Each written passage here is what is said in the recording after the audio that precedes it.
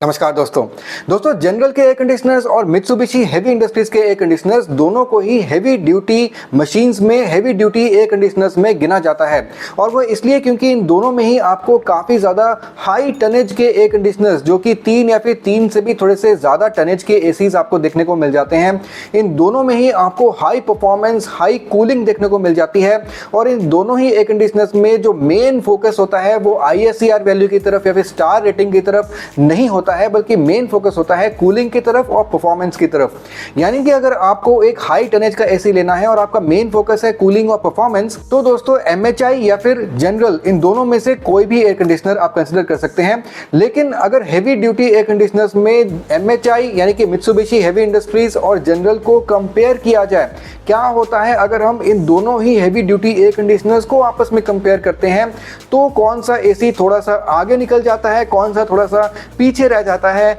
आज की वीडियो में हम यही डिस्कस करेंगे। तो आज की वीडियो को बिल्कुल ध्यान से देखिएगा क्योंकि काफी ज्यादा इंटरेस्टिंग होने वाला है। और नॉर्मल जो एयर कंडीशनर्स होते हैं जैसे कि LG, पैनासोनिक, डाइकिन वगैरह, इन एसी से ये जो MHI के जो और जनरल के जो एयर कंडीशनर्स हैं ये थोड़े से अलग हैं, एक अलग ही लीग के एयर कंडीशनर्स हैं। क्योंकि यहाँ पर आपको थोड़े से महंगे एसीज मिलते हैं, थोड़ी सी बड़ी आपको आउटडोर यूनिट और इंडोर यूनिट देखने को मिलती है, और साथ ही साथ आपको इनमें काफी ज्यादा हाई टनेज के एयर कंडीशनर्स भी देखने को मिल जाते हैं। MHI में यानी कि मित्सुबिशी हेवी इंडस्ट्रीज में और जनरल के एयर कंडीशनर्स में आपको ब्रांड जो टनेज आपको क्लेम करेगी, आपको वही टनेज का एसी आपको मिलेगा। उससे थोड़ा सा ज्यादा जरूर मिल सकता है पर उससे कम कूलिंग कैपेसिटी आपको देखने को नहीं मिलेगी। लेकिन फिर भी दोनों में से आफ्टर ऑल थोड़ा सा आगे अब थोड़ा सा पीछे कौन सा रह जाता है आज की वीडियो में देख लेंगे। लेकिन अगर आप इस चैनल पे नए हैं, आपने इस चैनल को सब्सक्राइब नहीं किया है, तो नीचे दिए गए सब्सक्राइब बटन पर क्लिक कर दीजिए, हमारे साथ जुड़ जाइए ताकि आपको air conditioner, refrigerator, microwave oven, chimneys, air fryer, तो आप अगर बेस्ट प्रोडक्ट परचेज करना चाहते हैं तो एक बार इस चैनल पे आके आप वीडियो जरूर देख लीजिएगा ताकि आप बेस्ट से बेस्ट प्रोडक्ट अपने लिए परचेज कर सकें। वीडियो पसंद आए तो इसको एक छोटा सा लाइक भी कर दीजिएगा। चलिए आगे बढ़ते हैं और साइड बाय साइड आपके स्क्रीन में देख लेते हैं कि जनरल का एयर कंडीशनर और MHI का एयर कंडीशनर दोनों में कौन सा जीत जाता है और कौन सा रह जाता है थोड़ा सा पीछे। तो दोस्तों अगर जनरल के एयर कंडीशनर की बात करें तो यहां पर आपको 1 टन से लेके 3 टन तक के एयर कंडीशनर देखने को मिल जाते हैं। वहीं पर MHI में आपको 1 टन से लेके 3.3 टन के एयर कंडीशनर्स देखने को मिल जाते हैं। तो यहाँ पर आपको थोड़े से ज़्यादा हाई टनेज देखने को मिल जाता है, 3.3 टन भी आपको देखने को मिल जाता है। अब अगर बात करते हैं इन्वर्टर और नॉन इन्वर्टर टेक्नोलॉजी की, तो आपको दोनों में ही फिक्स्ड स्पीड एयर कंडीशनर यानी कि नॉन इन्वर्टर AC और आपको इन्वर्टर AC यानी कि वेरिएबल स्पीड AC दोनों ही एयर कंडीशनर्स में आपको देखने को मिल जाते हैं। जहाँ तक कंप्रेसर की बात आती है तो दोस्तों आपको दोनों में ही सिंगल रोटरी कंप्रेसर और डुअल रोटरी कंप्रेसर, दोनों टाइप के कंप्रेसर देखने को मिल जाते हैं। सिंगल रोटरी कंप्रेसर जनरली आपका जो फिक्स स्पीड AC है, जो नॉन इन्वर्टर AC है, वहां पर देखने को मिलता है,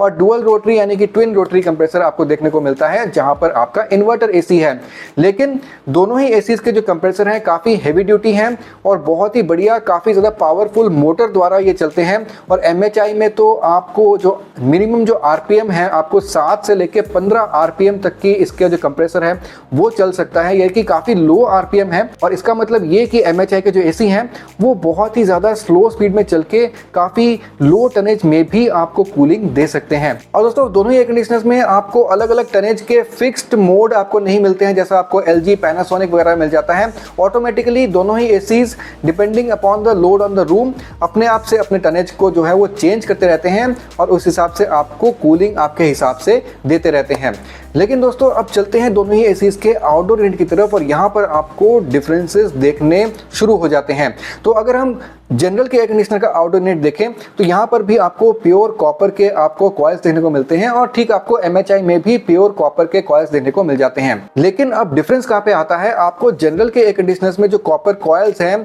उनका जो डायमीटर है वो नॉर्मल कॉइल्स के हिसाब से कम है, यानी कि यहाँ पर आपको 5 mm के डाया वाले आपको ट्यूब्स देखने को मिल जाते हैं, कॉपर कॉइल्स देखने को मिल जाते हैं। तो सेम सरफेस एरिया में आपको ज्यादा कॉपर कॉइल्स देखने को मिलते हैं। लेकिन MHI में इसका जो नॉर्मल 1.5 टन का जो एसी है या फिर 1 टन का जो एसी है, वहां पर आपको 2 रोज देखने को मिलते हैं इसके कॉपर कॉइल्स के। या फिर जो ज्यादा बड़ा एसी है जो 2.2 टन या फिर 3.3 टन का जो एसी है, वहां पर इसमें आपको 3 या फिर 3 से ज्यादा रोज देखने को, यानी 3 से ज्यादा जो लाइंस हैं कॉपर कॉइल्स की, वो देखने को मिल जाती हैं। और अगर आप देखते हैं कोटिंग, तो आपको दोनों में ही ब्लू कोबाल्ट की जो कोटिंग है प्लस इसमें जो हाइड्रोफिलिक कोटिंग है इपॉक्सी की, वो आपको दोनों ही एयर कंडीशनर्स के आउटडोर यूनिट के फिन्स में देखने को मिल जाती है। अब दोस्तों देखते हैं दोनों ही एयर कंडीशनर्स के इंडोर यूनिट, और यहाँ पर आपको थोड़े से डिफरेंसेस और देखने को मिल जाते हैं। आपको MHI के इंडोर यूनिट में भी आपको कॉपर के कॉइल्स देखने को मिलेंगे जो कि प्योर कॉपर के कॉइल्स हैं, और इसके इंडोर यूनिट में भी आपको प्योर कॉपर के कॉइल्स देखने को मिल जाएंगे, और दोनों में ही आपको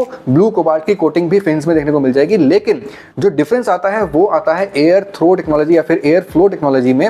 MHI में आपको जो एयर फ्लो टेक्नोलॉजी है वो आपको जनरल से थोड़ी सी आपको टेक्नोलॉजी बेटर मिलती है, लेकिन जनरल में यहाँ पर आपको जो एयर थ्रो है ना, जो एयर थ्रो का जो टोटल डिस्टेंस है वो आपको जनरल में ज़्यादा अच्छा मिलता है। अब देखिए जो जनरल के एयर कंडीशनर्स हैं, यहाँ पर जो लो टनेज के एसी है ना, जैसे कि 1.5 टन के भी जो एसी हैं, वहाँ पर भी आपको 8 से 10 मीटर तक का एयर थ्रो देखने को मिल जाता है। यानी कि एसी से आप 8 से 10 मीटर भी दूर बैठे हैं ना, तो भी आपको जो है एसी की डायरेक्ट हवा लग सकती है। यानी कि इसका जो एयर प्रेशर है, बहुत प्रेशर से एसी के इंडोर से एयर निकलती है। लेकिन MHI में आपको जो लो टनेज के एसी हैं, जैसे कि 1 टन या फिर 1.5 टन के जो एसी हैं, यहाँ पर आपको 5 मीटर से लेके 7 मीटर तक मैक्सिमम आपको एयर थ्रो देखने को मिलता है। यानी कि आप 5 से 7 मीटर अगर एसी से दूर बैठे हैं तो आपको एसी की डायरेक्ट हवा लग सकती है। तो यहाँ पर आपके करीब 10 मीटर, यहाँ पे करीब 7 मीटर, तो आप ऑफकोर्स आपको जनरल में जो है बढ़िया एयर थ्रो मिल रही है। लेकिन दोस्तों अगर आप एयर फ्लो की टेक्नोलॉजी देखते हैं तो यहाँ पर आपको MHI में बेटर टेक्नोलॉजी मिलती है कि इसके जो लेफ्ट वाले जो लूवर्स हैं, जो लेफ्ट वाले जो फ्लैप्स हैं, वो अलग से कंट्रोल होते हैं, और राइट वाले जो फ्लैप्स हैं अलग से कंट्रोल होते हैं। यानी कि लेफ्ट वाले जो फ्लैप्स हैं उनको अलग से आप लेफ्ट राइट घुमा सकते हैं, और राइट वाले फ्लैप्स को अलग से आप लेफ्ट राइट घुमा सकते हैं। यहीं पर जनरल के सारे जो वर्टिकल फ्लैप्स हैं वो एक साथ लेफ्ट में घूमेंगे या फिर एक साथ वो राइट में घूमेंगे। तो यहीं पर डिफरेंस आ जाता है। आप MHI में एयर थ्रो की अलग अलग पोजीशंस जो हैं इसमें आपको मिल सकती हैं, लेकिन जनरल में आपको एयर थ्रो की इतनी सारी पोजीशंस नहीं मिलेंगी जितनी सारी आपको MHI में देखने को मिल जाएंगी। अब दोस्तों अगर फिल्टर टेक्नोलॉजी की बात करें तो यहाँ पर भी MHI थोड़ा सा आगे निकल जाता है, क्योंकि आपको नॉर्मल जो बैक्टीरिया वाला जो मैश फिल्टर होता है वो तो आपको दोनों ही एयर कंडीशनर्स में देखने को मिल जाता है, लेकिन आपको यहाँ पर जो है आपको डिओडराइजिंग फिल्टर भी देखने को मिलता है। जो आपके रूम में जो भी एसी चलाने के बाद कई बार गंदी सी स्मेल आती है ना, काफी टाइम पर अगर आप एसी चलाते हैं तो कई बार थोड़ी सी गंदी स्मेल आती है, वो डिओडराइजिंग फिल्टर के कारण वो स्मेल जो है वो अवॉइड हो जाती है। और आपको जनरल के एसीज में आपको normal mesh filter, PM 2.5 filter, ये सब कुछ देखने को मिल जाता है। लेकिन यहाँ पर आपका जो आपका इंडोर यूनिट में जो ब्लोअर है, जो आपको इंडोर यूनिट में जो फैन है, उस पर भी आपकी एंटी माइक्रोबियल ट्रीटमेंट की होती है, तो वो भी एक बहुत बढ़िया फीचर आपको MHI में देखने को मिल जाता है। अगर आप रेफ्रिजरेंट गैस की बात करें तो आपको जनरल में ज्यादातर R32 गैस ही देखने को मिलती है, लेकिन आपको MHI के एसीज में R32 और R410A दोनों टाइप की रेफ्रिजरेंट गैसेस आपको देखने को मिल जाती हैं। अगर आप सर्विस की बात करते हैं तो MHI और जनरल दोनों ही एयर कंडीशनर्स की सर्विस में प्रॉब्लम है, आपको बहुत बढ़िया सर्विस आपको नहीं मिलेगी, लेकिन फिर भी आपको जनरल की जो सर्विस है वो आपको MHI से काफी बेटर मिल जाएगी, और जनरल के एयर कंडीशनर्स की जो अवेलेबिलिटी है वो भी आपको MHI से काफी बेहतर मिल जाएगी। आपको Amazon पे, फ्लिपकार्ट पे या फिर और भी कोई ऑनलाइन जो प्लेटफॉर्म है वहां पर जनरल के एसीज काफी इजीली अवेलेबल हो जाते हैं, लेकिन MHI के जो एसीज हैं वो आपको ऑनलाइन बहुत इजीली अवेलेबल नहीं होंगे। आपको अगर बहुत ही बढ़िया टॉप 5 एयर कंडीशनर्स के लिंक चाहिए जिसमें जनरल, मित्सुबिशी या फिर LG, पैनासोनिक, डाइकिन वगैरह भी आ जाते हैं, जो कि ट्रूली 1 टन, ट्रूली 1.5 टन और ट्रूली 2 टन के जो एयर कंडीशनर्स हैं,